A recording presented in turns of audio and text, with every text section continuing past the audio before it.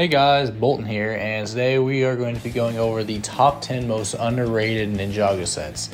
Now, this is my list, so it's going to be my opinion, but before we start it, I had to, give a clear definition of like what I consider to be underrated. So, in terms of, Lego sets, I consider underrated to be hated by most of the community, or just sets that are not talked enough about by the community. So now that I got that out of the way, let's get on to number 10. All right, so at number 10, this is kind of a controversial opinion. It's actually really controversial, but I have the Oni Titan at number 10. And just another thing, I have all these sets, so I know what I'm talking about because I actually own these sets. And the Oni Titan is really nice, in my opinion. I get he does look a little funky, to a lot of people, but I kind of like the way it looks. I like the printed head on it, and a lot of people don't like the color scheme, but I really like the color scheme. I like the olive green on it, the hints of dark blue, the dark gray, the light gray. I think they all match together. The sword builds are pretty nice, and he also has disc shooters on his wrist, which is nice. I actually like the tree on his head too, kind of on his shoulder. It looks pretty nice. And yeah, overall, this is just a really underrated set. It comes with some great minifigures. It comes with Lloyd in his full mask. It's another way to get Harumi, SOG Garmadon, and the Nia figure kind of sucks in the set because she doesn't come with the hook piece. So at number 9, this set is actually really recent, and I've seen a lot of hate over it and some praise for it too, but this one's kind of divisive, so I decided to put it on this list since it's pretty recent and no one really knows my thoughts on it, and that is the Dragonstone Shrine. Now, I know a lot of people think the set's overpriced. From official pictures, it kind of did. I would think from the eye test, from the official pictures, it's like $100, but when you have it in hand and build it and like feel, the weight of it, it's very detailed. When you pick it up, you feel the detail. It's a really good build. Like, it's very advanced, especially for Ninjago. And the one downside I will say is the minifigures. The Kai and Nia reuses are pretty lazy, in my opinion. I think the other 4 figures are fine. It's another way to get Lord Raz. It's another way to get Lloyd, even though there are cheaper options for those 2 minifigures. But the Sensei Wu and the Euphrasia figure are really nice inclusions. And yeah, I just really like the build overall. It reminds me of Ninjago cities, and it's overall really nice. Like the waterfall, the tree build is nice, and just the way the rocks all come together to form this dragon kind of shrine. It looks really nice. I like the koi fish in the pond, and I like how the water's dripping from the sides of it. It's very detailed. That's why I believe it is an underrated set, in my opinion. So number 8, this set is not talked about much at all, but it is the Zays Titanium Tumbler. And the set came out in 2016 and retailed for $30. I don't remember the piece count on the top of my head, but it's a really nice build overall. I'd say the one downside is kind of the little mouse tail at the back, for the action feature where you can push in that piece and then the spring-loaded shooters will come out. That's overall a nice play feature, but it's just the main downside is that kind of tail sticking out at the back.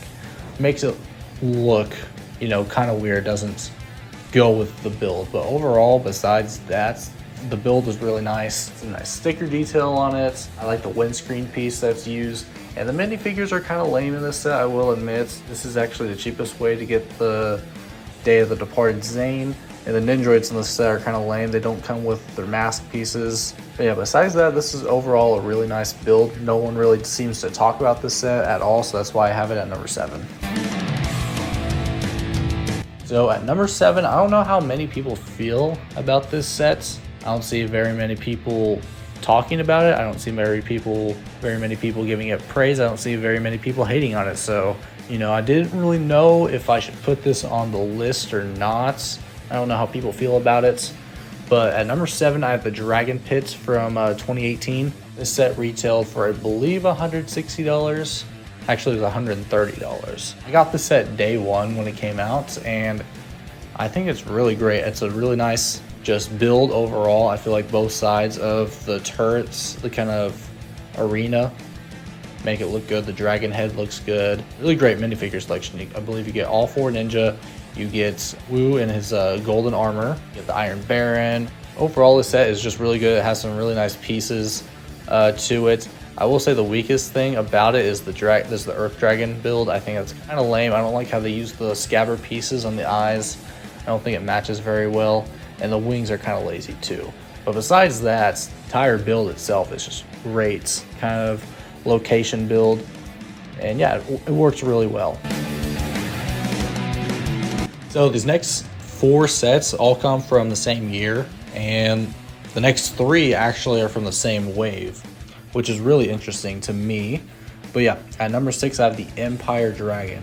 Now, I don't see anyone really talking about this set either. Overall, I think the dragon design is actually really good. I like the brick built head. I like kind of the futuristic design of it. The posability is pretty nice on it too. Figure selection is great too. I believe this is the cheapest set to get Unigami in, and the other 2 figures are good too.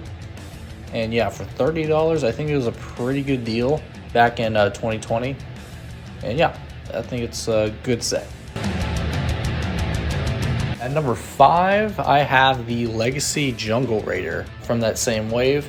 And I just don't see very many people talking about this set. It's a nice, cheap $10 set. And usually those cheaper Legacy sets are very bad. Like, for example, the Golden Dragon and the Samurai X Mech. Those are just bad remakes. But I think this set actually does a good job at remaking the Jungle Raider in like a smaller scale.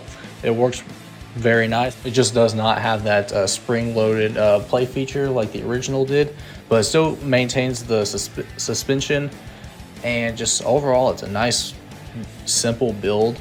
And I think it captures the Jungle Raider very nicely. Again, from that same year, at number 4, I have the Legacy Golden Mech. For $40, this is a very nice mech and very underrated in my opinion. I don't see very many people talk about this Golden Mech. I hear a lot of complaints about the red on it, which I don't mind at all. It's just kind of the belt area. But besides that, I think it's, a pretty decent mech and deserves a little more praise than it gets. The printed dish piece at the top for the hat is really nice. And the figures in the set are pretty good. You get Legacy Kozu, you get Golden Lloyd, Sensei Wu, and a Stone Warrior. And overall, it's got decent posability, and it's just overall a pretty good value, and I don't see very many people talking about it. So at number 3, this set is just so underrated in my opinion. It's Zane's Mino Creature from the Master of the Mountain Wave in 2020. And this set's just great. It has a great side build for the geckos with that little turret. And the build itself is actually pretty cool. I like the color scheme of it with the white, black, and gray. I think it blends in very nicely together. And really what makes this set is the main play feature where you hit on the back of it and the rhino's head will just jut up. I think that's very nice. And the posability is great on this rhino too. And it's got the disc shooters on the side, which I don't really care for. But I think overall this is a very well balanced and underrated set that no one really seems to be talking about. So at number 2, I have the Ninja Subspeeder from the Seabound Wave in 2021. I actually like the Mino Creature more than this set, but I actually see people hating this set and just not caring for it. But I actually really like it. I like the blue and kind of the dark yellow color scheme mixed with the black. And I just like the play feature where you can transform the wheels to go on the bottom and make it a submarine. It's a very nice play feature that doesn't make it look bad. And yeah, for $40, I think it's a pretty nice deal. So at number 1, and this set made my number 1 list on another video that was pretty popular, but at number 1, I have the Legacy Ultra Dragon. Now this set is just extremely underrated. I didn't see anyone talking about it at all. Pretty much the same reasons. I think that this set is just great. I have the same opinion as I did then as I do now. Vinyl wings look great. I like the brick build heads. I actually think they look better than the original. And for $85, you get a really nice deal. You get a side build with the snake turrets, and the figures you get are pretty good too. But yeah, overall, this is number 1 easily, in my opinion. I don't see anyone talking about it.